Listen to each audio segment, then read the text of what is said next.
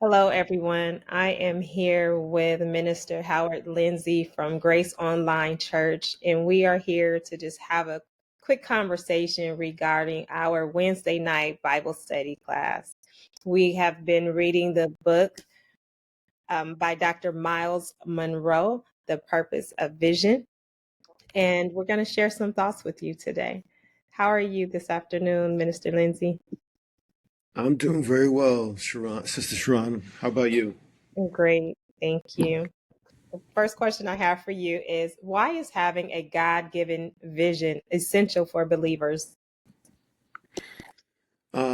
A God-given vision is essential for believers because it enables us to live a life full of purpose. It allows us or enables us, empowers us to live a life that's coming from a place of strength and vision and purpose aligned with God's word.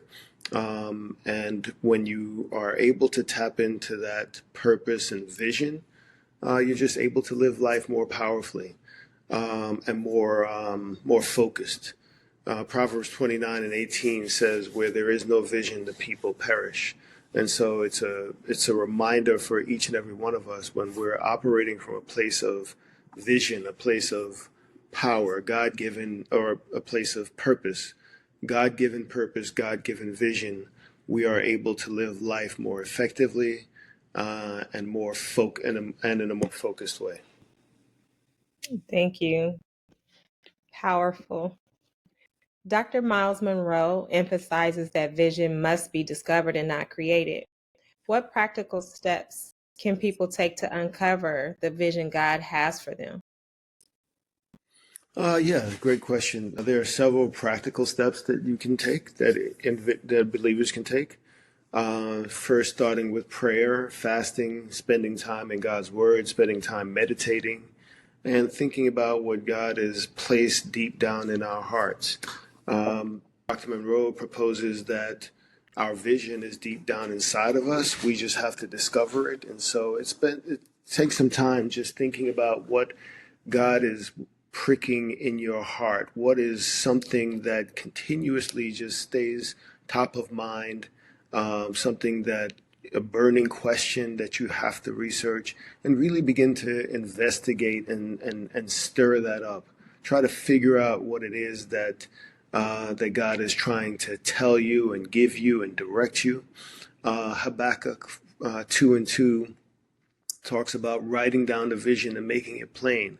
The vision is yet for an appointed time. And so, as we think about vision, as we think about purpose, and as you dig into that vision and try to stir it up within you, you have to write it down, make it plain for yourself. Spend some time imagining, using your imagination to nurture and foster that vision. And so that is another practical step. And then taking action, writing down the vision, putting a plan in place, beginning to think, doing some research, and taking some steps, stepping out on faith. Surround yourself with people who are like-minded in terms of pursuing vision, pursuing purpose. And those are a few practical steps that you can take. But it's, really focusing, really honing in on what God has given you and writing it down, imagining it and conceptualizing it and beginning to take some action towards it. Thank you. Some very practical and simple steps, right? Seeking God first, writing it down so that you can see it and taking action, just repeating it in steps and in action and by faith. Absolutely. Is there a moment that you would share with us where you had to trust God to reveal your next step, even when the full picture wasn't clear? You know, yeah, I would say, I think about the family business that we have, Pat's Exotic Beverages, and how several years ago, my mother was toiling away trying to make this business a success, and it has been successful. It's been operating for 20 something years. I came back to New York and decided to put some sweat equity into the business and trying to make it, help it grow and provide a vision and a direction for the company. And, it wasn't super easy. It took a measure of faith, a large amount of faith, getting involved, moving, across country, getting involved with the company, trying to change the culture, trying to steer the direction, and enlist the staff in the vision. And so it takes a lot of focus. It takes stepping out on faith. But I tell you what, once you start to take action, once you start to envision and write it down and make it plain, you'd be amazed at how God just puts different opportunities in front of you to enable you to achieve success. And obviously, it's not all at one time, and all the steps aren't laid out before you. But once you start to take steps, then more steps will become obvious and you'll start to make the right decisions. And it's important to not be afraid, of making those decisions. You're not always going to make the right decision, but moving forward, you'll learn and you'll grow. Thank you so much for sharing that. It's interesting that you begin to talk about being afraid.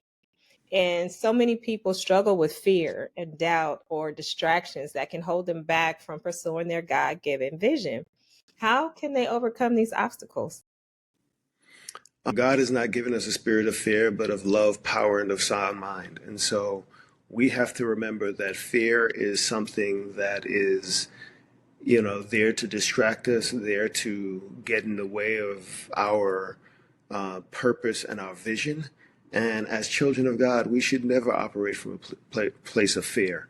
We should operate trusting and believing and walking in faith, not by sight, but by vision.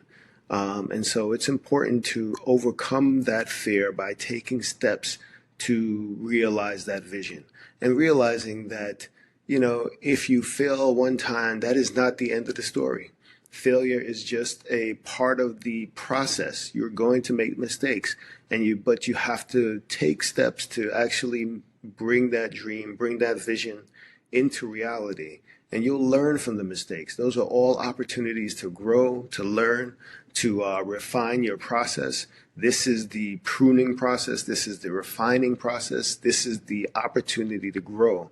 And so get out of the fear zone and operate in the power zone, operate in the love zone, operate in the faith zone, knowing that God has your back, knowing that you can do all things through Christ who strengthens you.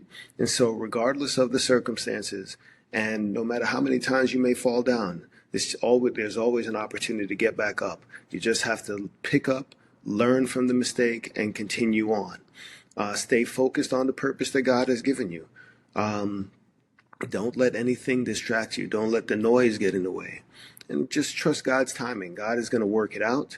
And believe me, when I talk about trying to build a business and working with family to grow it, there are lots of instances where my faith was tested, where I asked myself, am I doing the right thing? Am I going down the right track?